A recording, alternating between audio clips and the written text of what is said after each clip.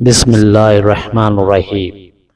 نیا اسلامی سال اس عظیم شخصیت کی شہادت سے شروع ہوتا ہے جس نے 22 لاکھ مربع میل کی سلطنت پر حکومت کی، جس کے نام پر حکومت برطانیہ نے عمر کا قانون کے نام سے اپنے یہاں قانون رائج کیا، جن کے بارے میں مورخ کہنے پر مجبور ہو گئے کہ اگر عمر رضی اللہ عنہ 10 برس اور حکومت کرتے تو پوری دنیا میں اسلام نافذ کر دیتے۔ 27 ذوالحج کو فجر کی نماز پڑھا رہے تھے کہ ابو لولو فیروز مجوسی نے آگے بڑھ کر خنجر سے پے در پہ وار کیے، آپ رضی اللہ عنہ گر پڑے۔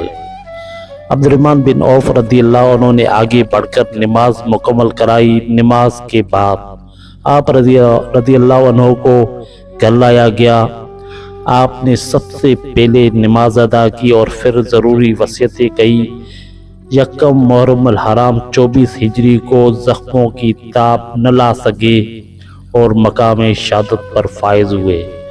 یوں یہ عدل و انصاف کا آفتاب دنیا سے ہمیشہ کے لیے غروب ہوا اور رہتی دنیا تک عدل و انصاف کی کرنیں چھوڑ گیا۔